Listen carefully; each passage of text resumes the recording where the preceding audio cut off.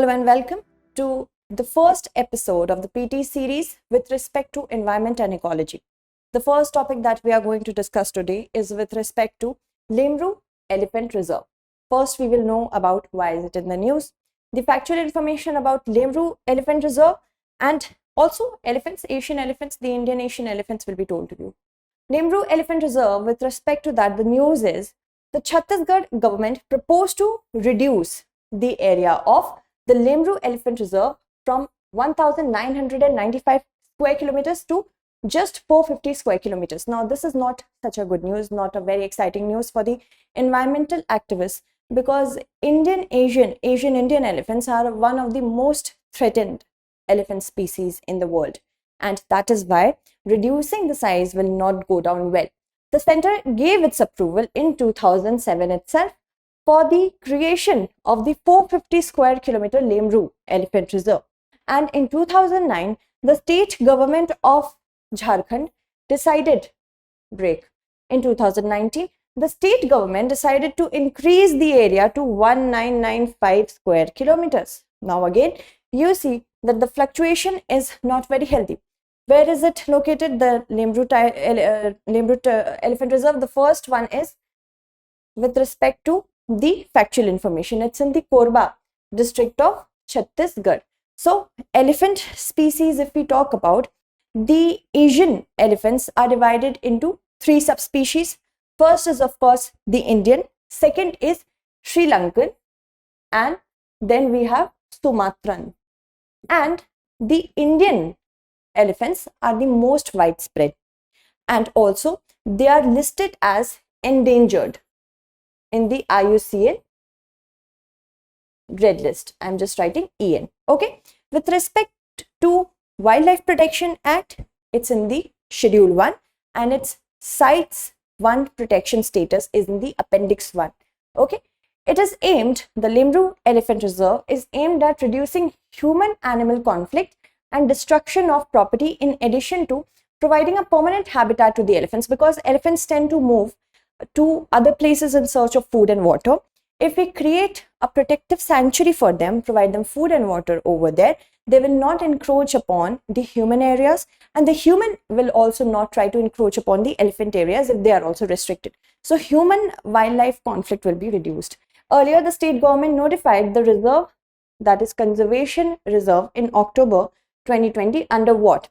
Under section 36A of the Wildlife Protection Act of 1972. This is a preliminary fact that is very important. So note it down, or you can also take a screenshot. I'm moving away from the screen. Moving on. Now, if we talk about the reasons for reducing the site, it's pretty much obvious that the area proposed under the reserve is a part of the Hasdeo Aranya forest. Okay. And this is a very diverse biozone. It is also rich in coal deposits. India is an energy hungry country, because we are trying to get back from the pandemic and we are trying to recover from the pandemic. The status of coal imports are huge. We are hugely dependent on other countries for coal imports. So in order to exploit the coal reserves, the compromise is being made. The biggest challenge in increasing the reserve area was that several coal mines would become unusable. Another thing, and this is the problem that India has been facing since many years. If you want to know the status of coal with respect to power cuts, we have also discussed it in our in-year series. Next one is environmental DNA. Now, what is a DNA? You must have heard about DNA. DNA is a hereditary complex molecule. It can be found in eukaryotic and prokaryotic organisms, along with viruses as well. Viruses are made up of either RNA or DNA. So, DNA has all repository information about your genes, your genetic makeup. So, according to some studies, DNA floating in the air, that is eDNA, can boost biodiversity conservation efforts across the world. It was the DNA molecular structure was discovered only in the year 1953. Okay, and it was discovered by James Watson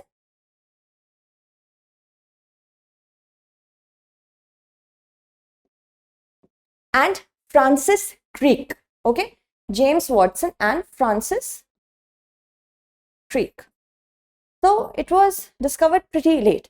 Now, research has shown that environmental DNA, it can potentially identify and monitor terrestrial animals because their genetic information is stored there. And animals shed the DNA. They shed their DNA through their breath, saliva, fur, or feces into the environment. And these samples are called eDNA. Okay. So ever if it is asked about eDNA, you know what it is. Airborne eDNA, that means whatever is present in the air, the sampling is a biomonitoring method. It is a biomonitoring method and it is rising in popularity. Why? Because conservationists see as it an abundant source of information. We do not have to go through a lot hassle as it is environmentally provided. So that is why it is gaining popularity. Now, significance. First, it can help us understand the composition of animal communities and also detect the spread of if there any sort of non-native species is there. And this method will work with the current technique to monitor endangered species after some fine-tuning. DNA profiling is very important when we have to understand the pattern of some species. And it can aid in tracking long distance migratory birds as well and other birds flying pattern so that proper arrangements can be made for them if they ever have to be conserved. Okay. And it can also capture DNA from smaller animals, including insects as well, because every smallest of the organisms are very important in the working of our ecosystem. That is why it is important. Next is gross environment product. Gross environment product is similar as GDP because it is actually a sum of services and products that the environment gives to us or gives to the people of a specific area, suppose a district, a state, a village at a given period of time, like the GDP. So the Uttarakhand government has announced that it will initiate valuation of its natural resources in the form of gross environment product. Ever if it is asked in the prelims exam which government has announced to do so, it's the Uttarakhand government. And it is along the lines of gross domestic product. Gross domestic product is, of course, the value of all the services and goods that are provided within the boundaries of a country in a specific period of time. Similarly, we have gross environment product as well. So it was established, the concept of GEP was established back in 1997. So it's an old concept by ecological economists like Robert Costanza, and at the global level that was. So it was pretty much patronized by him. Also, it is an assessment system to measure the ecological status, what the activity of ecology is with respect to provision of services and goods by the environment. It is considered as the product and services value that the ecosystem provides for human welfare and economic and social sustainable development. Why? Because the nature provides us many things free of cost. But if we have to produce them by ourselves, we have to undergo certain cost provision, then only we will be able to provide that product. So that is why environment gives us so much and we just take and take. So it's important to know the value, right? Then overall GEP accounts for the economic value of the ecosystem in providing products and services, one of the components of green GDP. So GEP is a component of green GDP, right? GDP adjustment is also a part of it. Now, the need is that Uttarakhand, through its biodiversity, it gives services to the tune of rupees 95,112 crore per year to the nation, and the state has 71% area under forest.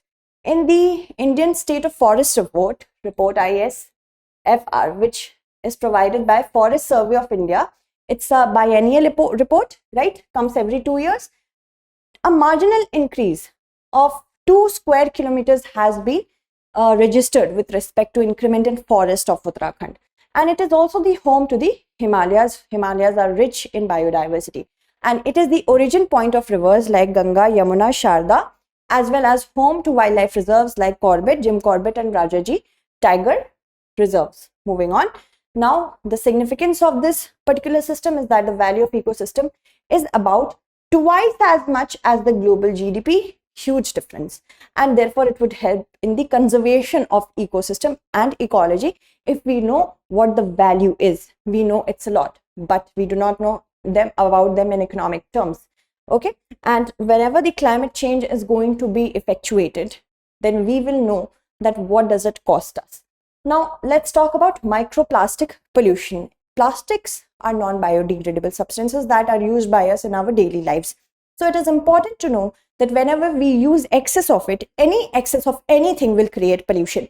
So report by UN Convention on the Conservation of Migratory Species of Wild Animals has highlighted that plastic pollution poses a threat to migratory species because migratory species move from one place to another through using many things of the ecosystem, by air of course, by using the waters that are available in their route, and as they use the waters of many countries when they migrate, that becomes a problem for them. So marine food chain is getting affected by microplastic because eventually when we use those face washes or the shampoos that have scrub in it, that is made by microplastic that gets into the sewage system, then rivers, and then ocean. So that is why the marine food chain is getting very impacted by it.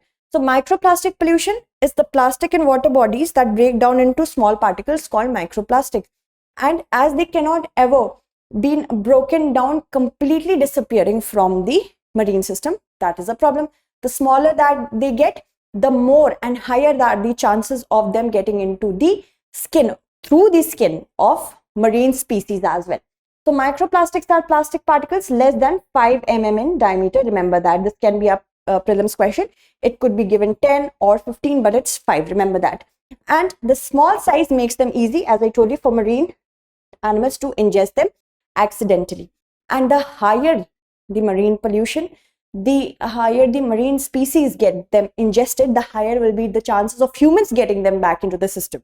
And there was also a survey in which 5 very healthy individuals got their blood tested in which microplastics were present. Okay, so microplastic pollution, these microplastic causing microplastic pollution are of 3 types. Now these are polyethylene, also polystyrene, and polypropylene. Remember that.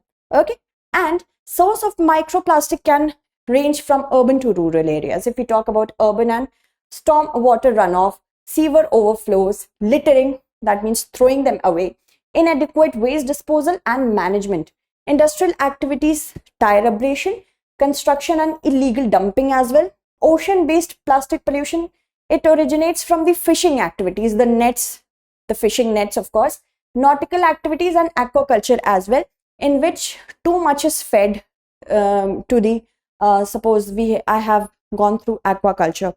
Supposedly I have a group of fish in the marine ecosystem that I have caged them and providing them food, but I might litter the food which I give to them through the help of the boxes I have. So that also creates a problem. Microbeads, these are used in cosmetics and personal care products, industrial scrubbers as well, and also in sunscreen. Also, these cause a lot of harm to the corals. Now, microplastic pollution has many impacts because microplastic damage aquatic creatures, including turtles and birds. Turtles, because they are the creatures that rely on aquatic food a lot, and similarly, birds also do the same. So they get the most harmed. It blocks the digestive tracts and alters the feeding behavior because it changes the digestive pattern. The food on which the turtle or the bird might be relying earlier will not be able to digest that. So that changes the pattern. They will eat something else and that causes a problem to them. Subsequently, it reduces the growth and reproduction output of marine animals, causing collapse of the entire ecosystem. So to reduce microplastic pollution, what do we have to do? Attention has to be paid to the reduce, reuse and recycle, and also try to make sure that whatever important daily use articles we are using, if it does not have biodegradable plastics, because research and development is being done with respect to producing biodegradable plastics, if it is not made up of, so we should reduce and refuse ourselves. And central government notified Plastic Waste Management Amendment Rules 2021, which prohibits identified single-use plastic items by 2022. So single-used plastics, that means which are used for only one time, that should be taken away with. They should not be continuously used because they are one-time used, such as the foils, also the plastic covering on sweets, many other things that we see, straws, plastic cups, like them. In 2019, India, remember this is a prelims fact, and Norway. They together launched the Marine Pollution Initiative. So Norway and India. So India, along with which country, launched the Marine Pollution Initiative? It could be India and Denmark, India and Sweden, India and Finland, but it's India and Norway. In which year? 2019. Okay. Then comes IUCN World Conservation Congress. That went from 3rd to 11th of September 2021. So that is why we are discussing it. And the IUCN World Conservation Congress of 2020 was held in Marseille, France. Okay. IUCN is a foundation. It's a foundation, it's a global foundation which works to conserve the wildlife. So we have to make sure that whatever important features and functions of IUCN are, that should be remembered, along with if they are coming with another program or something like this. Okay, it was postponed basically from June 2020 to September 2021 because of pandemic. Now it took critical decisions to address conservation priorities, including the ongoing biodiversity crisis, as we are in the 6th mass extinction, the anthropogenic mass extinction. This is being said because the human activities are exaggerating as well as exacerbating the timeline of extinction. So that is another thing. So IUCN conducts the World Conservation Congress. Who conducts the World Conservation Congress? It is IUCN. And it is held every 4 years. After how many years it is held? 4 years, remember that. In different locations around the globe. And the first World Conservation Congress was conducted in the year 1948. Also remember that. Okay, that was held in the United States. So many facts, you can write it down or take a screenshot. Okay, moving on. If we talk about Global Indigenous Agenda, what is it? This was presented during the IUCN World Summit of Indigenous People and Nature. Indigenous people, that means the native people. It calls for the secure recognition and respect for collective indigenous rights and governance of natural resources, because natives are the ones who know the importance of whatever flora and fauna is there in their region. Plus, they know how to sustainably take care of their own needs and also the needs of the environment or the ecology. And it was developed by IUCN's Indigenous Peoples Members Organization. Okay. Also, in total, the Global Indigenous Agenda, it lays down 10 high-level proposals and outcomes relating to how many themes? 5 themes. 10 outcomes, 5 themes. Okay. High-level proposals, not outcomes. Okay. Then indigenous governance, that means trying to take care of the environment through indigenous policies. Biodiversity conservation, climate action. We have to at least mitigate if we cannot completely get rid of climate change.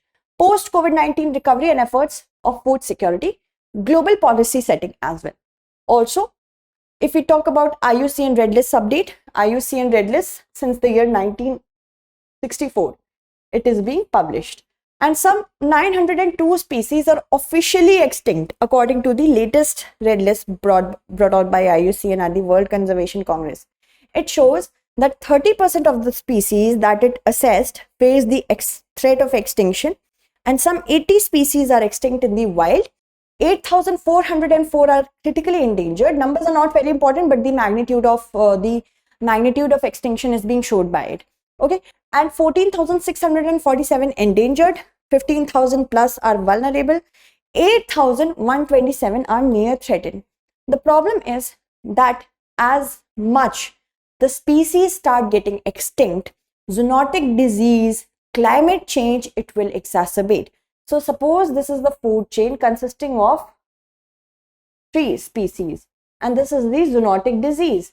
Now, if this gets wiped out, it is not being able to check the zoonotic disease. This will spread on to humans, spill over. It will be much more severe. So we need to conserve species. Komodo dragon has been moved from vulnerable to endangered. This is not a very good sign. Okay, from vulnerable to endangered, it can also move to critically endangered, then extinct. Then the species is endemic to which country? That means endemic means found only in Indonesia, and it's the world's largest living lizard. Occurs only in the World Heritage listed Komodo National Park and neighboring forests. Okay, so remember all this. Okay, Which is the world's largest living lizard? It's Komodo dragon, which is endemic to Indonesia and found in World Heritage Site of Komodo National Park. Okay, let's know about IUCN. IUCN is actually a membership union uniquely composed of both government and civil society organization. So UPSC question could be like, IUCN is only made up of government organization or the governments, but it's a civil society union as well. It was formed in 1948. It has the authority globally on the status of nature world and also the measures that are needed to safeguard it. The headquarter is in Switzerland, basically Gland. Okay, remember that. It's not Geneva, it's not New York, it's not Nigeria, it's not Stockholm, it's Gland in Switzerland. So these kind of confusion questions could be asked. Let's move on to our previous year question. Let's see if you can answer it. With reference to the International Union for Conservation of Nature and Natural Resources and the Convention on International Trade in Endangered Species of Wild Flora and Fauna, which of the following is correct? IUCN is an organ of the United Nations. CITES is an international agreement between government. IUCN runs thousands of field projects around the world to better manage natural environments. CITES is legally binding on the states and that have joined it, but the convention doesn't take place of the national laws. Okay, so IUCN is an independent body. It is not an agency of the or organ of the UN. This is outrightly incorrect, but rest of the second and the third statement are correct. So the correct answer is option B. So you could be confused if you did not know that it's an independent think tank. Solar storm, let's talk about them. Solar storms are actually hurdling everything with respect to whatever we have in the space in our magnetosphere. So solar storms, these are the threat to global internet. How? Because a research paper noted that a powerful solar storm can cause a disruption of the internet. And there are many types of solar storms. We have solar flares. I'm writing SF, solar flares. Then we have geomagnetic storms. We have solar particle event. Okay. And we have coronal mass ejection as well. That comes from coronal mass ejection. So these are the various types of solar storms. It can also damage submarines, cables, and also communication satellites, because satellites are much more closer to the heliosphere. Of course, that is going to cause a problem. Previous studies have shown that there is a 1.6 to 2% chance of an extreme space weather event happening within the next decade. And because our world is working in the digital sector a lot, this is a cause of concern. We have to make sure that this does not have any impediment to our future. And a solar storm is an ejection of highly magnetized particles of the sun. They can travel several million kilometers per hour. That is also another problem, and can take about 13 hours to 5 days. How many days? How many hours? 13 hours to 5 days to reach the earth. And the earth's atmosphere is so blessed that it protects humans from these particles, but the particles can have a problem with our earth's magnetic field, inducing strong electric current on the surface and affecting man-made structure. It is also known as coronal mass ejection, along with other things that I mentioned. Moving on, communication satellites, of course, as they are in the space magnetosphere very close to the sun, that could have a problem with that. And the scale of impact is different for different regions depending on the flare or the coronal mass ejection. US is one of the most vulnerable locations with a high risk of disconnection. India, less affected by it, and power grids, oil and gas pipeline, and networking cables are the most vulnerable. This is something that you have to, of course, take care of. Which country is the most affected? US. Least affected or less affected? India. It could be like, choose the following choose the correct answer with respect to following statements. India is the most impacted, or it has a potential to be most impacted with respect to coronal mass ejection. True or false? False. US is the least impacted? False. So you have to be careful like this. Which are the things that are the most vulnerable to the impact of CMEs? Power grids are, oil and gas pipeline, then networking cables. So these all work through satellites as well. That is why we have to be make sure that this is something that is acknowledged and proper information and attention could be given. Digital agriculture, let's talk about that. Now the Ministry of Agriculture and Farmers Welfare, it has signed 5 memorandum of understanding with private companies. Why? For taking forward the digital agriculture. The entire gamut of things have not been finalized as of yet, but it is still in the process. These pilot projects are part of the digital agriculture mission, because agriculture dependence in our country is a lot. So proper digitization for the maximum efficacy of whatever the moves the government is going to take should be given to the farmers. They will draw on the National Farmers Database, which already includes 5.5 crore farmers identified using existing national schemes, what are already existing, what are already the schemes with respect to National Agricultural Mission that are already there in the National Farmers Database. So for digital agriculture mission to move forward, it will take on this only. And let's talk about digital agriculture. It is the use of information and communication technology and data ecosystem in agriculture. It could go from many things, from blockchain technology to everything, artificial intelligence, remote sensing, many arena compiled into one under digital agriculture mission. It aims to support the development and delivery of timely, targeted information and services to make farming more profitable.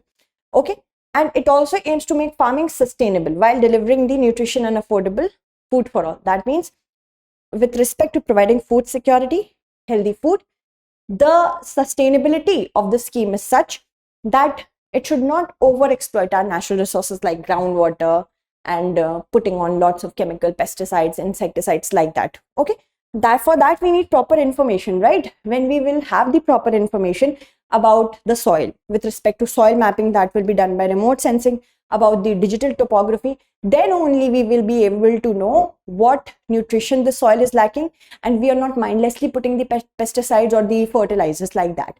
Benefits: it will of course optimize agricultural productivity, and soil degradation will be reduced when the information will be correct. Reduce the chemical application in crop production, that means healthier lifestyle. Efficient use of water resources. Whenever the soil is deficient with respect to water resources, we will be able to know through soil mapping, and then only we will be providing the proper hydration. Disseminates modern farm practices to improve the quality, quantity, and reduce the cost of production. Again, moving on. If we talk about the digital agriculture mission, it has been initiated from 2021 to 2025 by the government, and it is initiated for projects which are based on new technologies like artificial intelligence. Okay, that will of course be taken by machine learning. When the artificial intelligence will learn about the pattern of some area, it will provide the proper information, and of course it will also take care of the soil and sustainability. Blockchain technology, when intermediaries are reduced, they are moved away, because it will get into peer-to-peer transaction which is transparent in nature. The farmers will be able to know what is the cost when they are they're separated from the middleman. The peer-to-peer agricultural transaction, when it will take place, they will also profit a lot.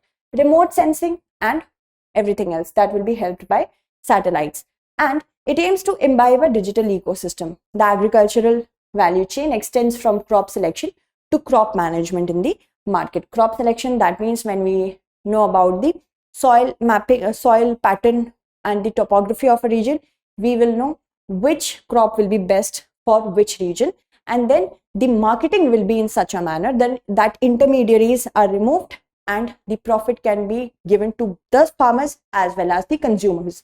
Now, based on these pilot projects, farmers will be able to make informed decision. That will be knowledge empowerment, and plan their procurement and logistics precisely and also timely. And also, when they will have an agreement with respect to future marketing, then also it will help them a lot. It will guard them from fluctuating prices. Data efficiency can be increased through digital elevation model, digital topography, land use and land cover, and also soil mapping. Okay. Now, 5-country biosphere reserve, very important. 5-country biosphere reserve, that means a biosphere reserve that spans across 5 countries. This is the Muradrava Danube. It was declared as the world's first 5-country biosphere reserve by the UNESCO, and this spans across the countries of Croatia, Hungary, Slovenia, Austria, and also Serbia. And it is interestingly a 700-kilometer reserve that contains Mura, Drava and Danube rivers. Remember them. Also remember their originations. Okay. So the total area of reserve is 1 million hectares in the so-called Amazon of Europe. Remember, Amazon of Europe, which is now the largest riverine protected area in Europe. This area is one of the richest in Europe in terms of species diversity and home to floodplains, forests, gravel, oxbow lakes, meadows, riverine islands. So very rich. Also, the area is home to the highest density in Europe of breeding pairs of white-tailed eagle. Remember this, a prelims fact of importance. Okay, and other endangered species as well. It is also an important stepping stone for more than 250,000 migratory waterfalls every year. Let's know about biosphere reserves. Now, it is an international designation which is given by UNESCO. Who gives it? UNESCO, not UNICEF, not UNEP, not IUCN, but UNESCO. Okay, for representative parts of natural and cultural landscape, so that we can conserve them, we can know the importance of them, and that or those places cannot be exploited for economic gains. Okay, it tries to balance the economic and social development and maintenance of associated cultural values along the preservation of nature. So whatever tribes there may be, they have their cultural values with respect to their biosphere that can also be preserved with the help of biosphere reserve. These are designated under Intergovernmental Man and Biosphere Program. This program was launched only in the year 1971, which provides a scientific basis for the interaction of human with environment. Okay, by the Director General of UNESCO, following the decision of the MAB International Coordinating Council. Remember that. And the status is not nationally but internationally recognized, a prelims fact. They fall under the sovereign jurisdiction of the states where they are located. So the countries of Slovenia, Austria and the rest of the countries will have their say with respect to the 5-country biosphere reserve. Okay, so there are 3 main zones with respect to biosphere reserve. What do we have to learn here? What activities are prohibited, regulated and allowed? Okay, so core area is the basic area. It's the heart of the biosphere reserve, and it is a strictly protected zone that contributes to the conservation of whatever landscape, flora and fauna is present there, ecosystem, species and genetic variation. So you see that core area, it comprises of everything that is very important for the working of the region. Then we have buffer zone. It surrounds or adjoins the core area. Okay, so this is the core area. Suppose I have a map over here. No, I don't. So here is the core area. Okay, whatever flora, fauna and landscape is present over here along with other species are protected here, core area. Then we have buffer. Okay, this is the buffer zone.